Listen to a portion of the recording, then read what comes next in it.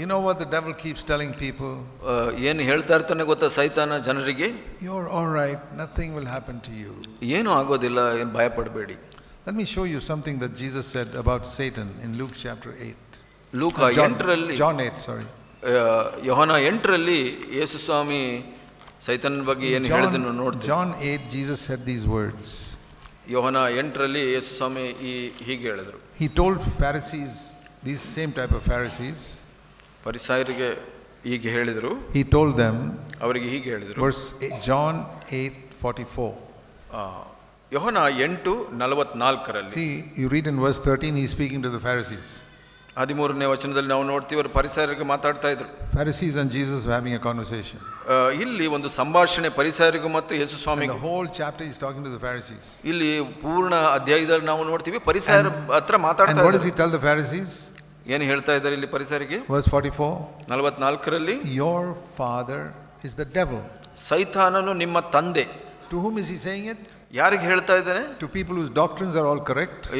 ಯಾರಿಗೆ ಅವರ ಬೋಧನೆ ಎಲ್ಲ ಸರಿಯಾಗಿದೆ, whose external life is good, ಅವರ ಹೊರ ಜೀವಿತ ಸರಿಯಾಗಿದೆ, but whose internal life is dirty. ಹಾಗೆ ಅವರ ಒಳ ಜೀವಿತ ಅಶುದ್ಧವಾಗಿದೆ. He says your father is the devil. ಅವರಿಗೆ ಏನು ಹೇಳ್ತಾ ಇದ್ದಾನೆ? ಸೈತಾನನು ನಿಮ್ಮ ತಂದೆ. And naturally you will do what your father wants you to do. ನೀವು ನಿಮ್ಮ ತಂದೆ ಏನು ಇಚ್ಛೆ ಪಡ್ತಾನೋ ಅದನ್ನ ಮಾಡ್ತಾ ಇದ್ದೀರಾ ನೀವು. See what he tells about the devil. ಸೈತಾನನ ಬಗ್ಗೆ ಏನು? The last part of that verse. ಆ ವಚನದ ಕಡೆಯ ಭಾಗ. When the devil speaks a lie, he is speaking from his own nature. ಅದನ್ನು ಸ್ವಭಾವಾನುಸಾರವಾಗಿ ಸುಳ್ಳಾಡುತ್ತಾನೆ ಅಂತ ಹೇಳ್ತಾರೆ. Satan is a liar and the father of lies. ಇಲ್ಲಿ ಏನು ತೋರಿಸುತ್ತೆ? ಸೈತಾನನು ಸುಳ್ಳುಗಾರನು, ಎಲ್ಲ ಸುಳ್ಳುಗೂ ತಂದೆಯಾಗಿದ್ದಾನೆ. Have you read that verse? ಆ ವಚನವನ್ನು ಓದಿದ್ರಾ? Every lie in the world, Satan is the father. ಈ ಲೋಕದಲ್ಲಿರುವಂತ ಎಲ್ಲ ಸುಳ್ಳಿಗೆ ಸೈತಾನನೇ ತಂದೆ. But you know the father cannot produce a child without a mother. ಒಬ್ಬ ತಂದೆ ತಾಯಿ ಇಲ್ದೇನೆ ಮಗುವನ್ನ ಹುಟ್ಟಿಸ್ಲಿಕ್ಕೆ ಸಾಧ್ಯವಿಲ್ಲ. So Satan is seeking for mothers. ಇವಾಗ ಸೈತಾನ ಏನ್ ಮಾಡ್ತಾ ಇದ್ದಾನೆ? ತಾಯಂದಿರನ್ನು ಹುಡುಕ್ತಾ ಇದ್ದಾನೆ. In you and me he is trying to get a mother. ನಿಮ್ಮಲ್ಲಿ ನನ್ನಲ್ಲಿ ಒಂದು ತಾಯಿಯನ್ನ ಹುಡುಕ್ತಾ ಇದ್ದಾನೆ. He'll produce the lie. ಆತನು ಒಂದು ಸುಳ್ಳನ್ನ ಹುಟ್ಟಾಕ್ತಾನೆ. But he wants you to be the mother, so you say it with your tongue.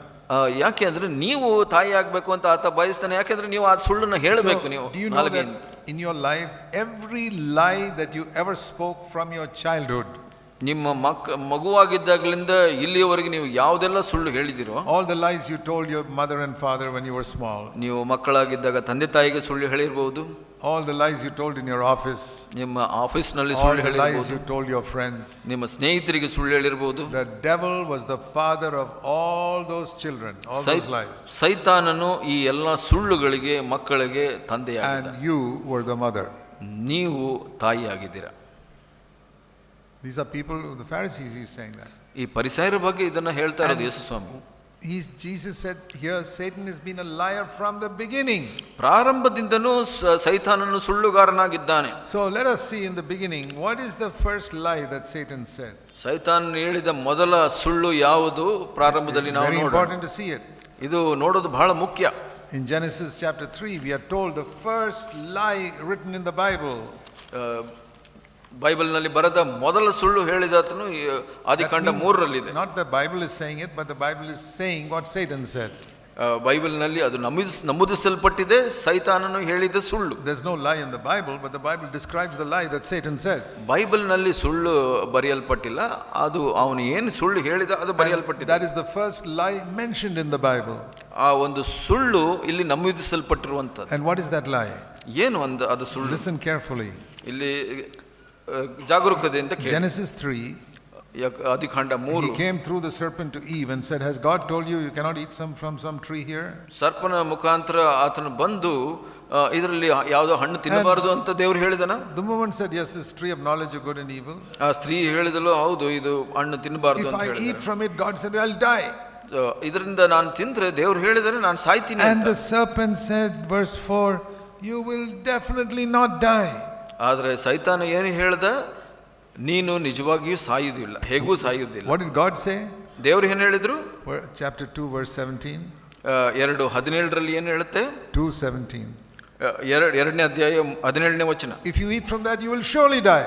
ನೀನು ಇದರಿಂದ ತಿಂದರೆ ನೀನು ಖಂಡಿತವಾಗಿ ಸಾಯ್ತೀಯ. Not just you will die, but you will surely die. ನೀನು ತಿಂದ ದಿನವೇ ಸತ್ತೇ ಹೋಗುವಿ ಅಂತ ಹೇಳ್ತಾರೆ. And the devil's answer is, ಸೈತಾನನ ಉತ್ತರ ಏನಾಗಿದೆ? You surely will not die. ನೀನು ನಿಜವಾಗ್ಲೂ ಸಾಯೋದಿಲ್ಲ ಅಂತ ಹೇಳ್ತಾನೆ. So the first lie in the Bible is Satan saying that God's word is not true. ಮೊದಲ ಸುಳ್ಳು ಏನಂದ್ರೆ ದೇವರ ವಾಕ್ಯ ಸತ್ಯವಲ್ಲ ಅಂತ ಹೇಳುವಂತ. You will not go to hell. ನೀನು ನರಕಕ್ಕೆ ಹೋಗೋದಿಲ್ಲ. When I quoted this verse to you from Matthew 23, ಮತ್ತಾಯ 23ರಲ್ಲಿ ನಾನು ವಚನಕ್ಕೆ ತೋರಿಸಿದಾಗ, that Pharisees whose doctrine is right, whose external life is right, Jesus said you'll go to hell. ಅಲ್ಲಿ ಪರಿಸಯರಿಗೆ ಹೇಳಿದನು, ನಿಮ್ಮ ಬೋಧನೆಗಳು ಸರಿಯಾಗಿದೆ, ನಿಮ್ಮ ಹೊರಗಿನ ಜೀವಿತ ಸರಿಯಾಗಿದೆ, ಆದ್ರೂ ನೀವು ನರಕಕ್ಕೆ ಹೋಗ್ತೀರಾ. I'm sure the devil told some of you even now, no, you will not go to hell. ಇವಾಗ ಸೈತಾನ ಇವಾಗ ಕೂಡ ಹೇಳಿರಬಹುದು ನಿಮ್ಗೆ, ನೀವು ನರಕಕ್ಕೆ ಹೋಗೋದಿಲ್ಲ ಅಂತ. That is what he has been saying for the last 6,000 years. ಕಡೆಯ 6,000 ವರ್ಷಗಳಲ್ಲಿ ಅವನು ಅದನ್ನೇ ಹೇಳ್ತಾ ಬಂದಿದ್ದಾನೆ. The devil said, Jesus said he's a liar from the beginning. ಯೇಸು ಸ್ವಾಮಿ ಹೇಳಿದ್ರು ಅವನು ಪ್ರಾರಂಭದಿಂದಲೂ ಸುಳ್ಳುಗಾರನು ಅಂತ. Today you heard what was the first lie that he said. ಅವನು ಹೇಳಿದ ಮೊದಲ ಸುಳ್ಳನ್ನು ನೀವು ಕೇಳಿಸ್ಕೊಂಡ್ರಿ ಇವತ್ತು. If you disobey God, you will not be punished. ನೀವು ದೇವರಿಗೆ ಅವಿಧೇಯರಾದ್ರೆ ದೇವರು ನಿಮ್ಮನ್ನ ಶಿಕ್ಷಿಸೋದಿಲ್ಲ. Eve said, God has told us not to eat from this tree. ಅವಳು ಹೇಳಿದಳು ಇದರಿಂದ ಹಣ್ಣನ್ನ ತಿನ್ನಬಾರದು. Because God said you'll die. ದೇವರು ಹೇಳಿದ್ದಾರೆ ಅದನ್ನ ನಾನು ಸಾಯ್ತೀನಿ ಅಂತ. And the devil says, don't worry. ಆದ್ರೆ ಸೈತಾನ ಹೇಳ್ತಾನೆ, ಚಿಂತೆ ಮಾಡಬೇಡ, so serious. ಇದು ಗಂಭೀರವಲ್ಲ. God loves you. ದೇವರು ನಿನ್ನ ಪ್ರೀತಿಸ್ತಾರೆ. He won't punish you like that. ಹಾಗೆ ನಿನ್ನ ದೇವರು ಶಿಕ್ಷಿಸೋದಿಲ್ಲ. ನೀನು ತಗೊಳ್ಬಹುದು. Disobey God, you will not die. ನೀನು ದೇವರಿಗೆ ಅವಿಧೇಯಳಾಗಬಹುದು, ಆದ್ರೆ ನೀನು ಸಾಯೋದಿಲ್ಲ. And Eve foolishly believed the devil instead of believing God. ಹವ್ವಳು ದೇವರನ್ನ ನಂಬೋ ಬದಲಿಗೆ ಮೂರ್ಖತನದಿಂದ ಸೈತಾನನ ಸುಳ್ಳನ್ನ ನಂಬಿದ್ಲು. Following in Eve's footsteps are millions of Christians who don't believe what the Bible says but who believe what the devil says. ಹವ್ವಳನ್ನ ಹಿಂಬಾಲಿಸುವಂತ ಮೂರ್ಖ ಬಹಳಷ್ಟು ಕ್ರೈಸ್ತರು ದೇವರ ವಾಕ್ಯವನ್ನಲ್ಲ ಸೈತಾನನ್ನ ನಂಬುವವರಾಗಿದ್ದಾರೆ. The Bible says in Romans 6:23, ದೇವರ ವಾಕ್ಯ ಹೀಗೆ ಹೇಳುತ್ತೆ, ರೋಮ 6:23ರಲ್ಲಿ. This is what God says. ದೇವರು ಹೀಗೆ Romans ಹೇಳ್ತಾರೆ, 6:23. 6:23ರಲ್ಲಿ, The wages of sin is death. ಪಾಪವು ಕೊಡುವ ಸಂಬಳ ಮರಣ. Sin makes a payment. ಪಾಪವು ಒಂದು ಸಂಬಳವನ್ನು ಕೊಡುತ್ತೆ. Payment is eternal death in hell. ನರಕಕ್ಕೆ ಕಳಿಸುವಂತದ್ದು, ನಿತ್ಯತ್ವಕ್ಕೆ ನರಕಕ್ಕೆ. Same thing God told Adam and Eve. ಅದೇ ಹವ್ವಳಿಗೆ You disobey, you'll surely die. ಅಲ್ಲೇ ನೀನು ಅವಿಧೇಯನಾದ್ರೆ ನೀನು ನರಕಕ್ಕೆ ಹೋಗ್ತೀಯ. The wages of sin is death. ಇಲ್ಲಿ ಪಾಪದ ಕೊಡೋ ಸಂಬಳ ಮರಣ. Devil says no, nothing will happen. ಸೈತಾನ ಹೇಳ್ತಾನೆ, ಇಲ್ಲ ಇಲ್ಲಿ ಏನು ಆಗೋದಿಲ್ಲ ಅಂತ. Now the question is, do you believe what God says or what the devil says? ಇವಾಗ ಪ್ರಶ್ನೆ ಏನಂದ್ರೆ, ದೇವರ ವಾಕ್ಯವನ್ನ ನಂಬ್ತೀರಾ, ದೇವರು ಹೇಳೋದನ್ನ ನಂಬ್ತೀರಾ, ಸೈತಾನ ಹೇಳುವಂತ? But you may say, I have accepted Christ and then now I cannot die. ನೀವು ಹೇಳ್ಬೋದು, ಹೌದು ನಾನು ಕ್ರಿಸ್ತನನ್ನ ಸ್ವೀಕರಿಸಿದ್ದೀನಿ, ನಾನು ಸಾಯೋದಿಲ್ಲ ಅಂತ. Because this verse says the gift of God is eternal life. ಇಲ್ಲಿ ಈ ಉಚಿತ ವರವು ನಿತ್ಯ ಜೀವ ಅಂತ ಹೇಳುತ್ತೆ. Yeah, but to whom does he give it? ಯಾರಿಗೆ ಕೊಡ್ತಾರೆ ದೇವರು? It's a gift. ಅದು ವರ ಹೌದು, but it's not for everybody. ಎಲ್ಲರಿಗೂ ಅಲ್ಲ ಅದು. So let's look at what the Bible says for believers. ದೇವರ ವಾಕ್ಯವನ್ನು ನೋಡೋಣ, ವಿಶ್ವಾಸಿಗಳಿಗೆ ದೇವರ ವಾಕ್ಯ ಏನು ಹೇಳುತ್ತೆ. Let's turn to Romans chapter 8. ರೋಮ 8ನೇ ಅಧ್ಯಾಯ. Now this is written for born again believers. ಇದು ಇಲ್ಲಿ ಬರೆಯಲ್ಪಟ್ಟಿದೆ ಹೊಸದಾಗಿ ಹುಟ್ಟಿದ ವಿಶ್ವಾಸಿಗಳಿಗೆ. How do we know? ಹೇಗೆ ಗೊತ್ತು ನಮಗೆ? Because in Romans 8:12 it says brethren. 8:12ರಲ್ಲಿ ಹೇಳುತ್ತೆ ಸಹೋದರರೇ. Romans 8:12 he is saying brethren, let me tell you something. ಸಹೋದರ ಸಹೋದರಿಯರೇ, ನಾನು ನಿಮಗೆ ಹೇಳಕ್ಕೆ ಇಷ್ಟಪಡ್ತೀನಿ. 8:12ರಲ್ಲಿ whom is the Paul writing this calling brethren? ಯಾರನ್ನ ಸಹೋದರರೇ ಅಂತ ಕರೀತಾ ಇರೋದು ಪೌಲನ್ ಇಲ್ಲಿ?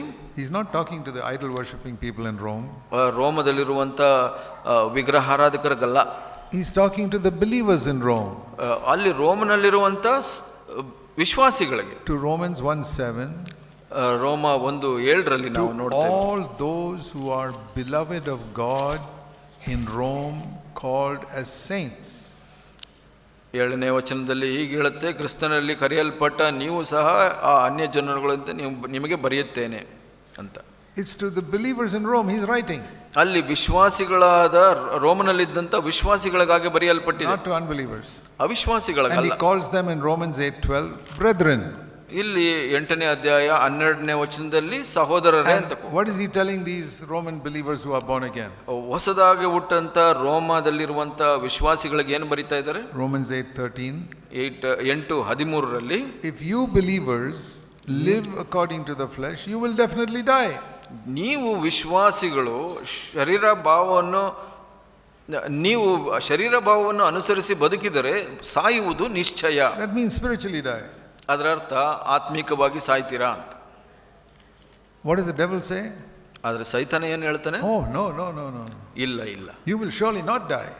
ನೀವು ಖಂಡಿತವಾಗಿ ಸಾಯೋದಿಲ್ಲ. Because you accepted the Lord 20 years ago. ಯಾಕೆ ಅಂದ್ರೆ 20 ವರ್ಷದ ಮೊದಲು ಕ್ರಿಸ್ತನನ್ನ ಸ್ವೀಕರಿಸಿದ್ರೆ. Now you have a choice. ನಮಗೆ ಇವಾಗ ಆಯ್ಕೆ ಇದೆ. Do you believe what the Holy Spirit says here or what the devil says? ಪವಿತ್ರಾತ್ಮನು ಹೇಳುವಂಥದ್ದನ್ನು ನಂಬುತ್ತೀರಾ ಇಲ್ವಾ ಸೈತಾನನು ಹೇಳುವಂಥದ್ದನ್ನು ನಂಬುತ್ತೀರಾ?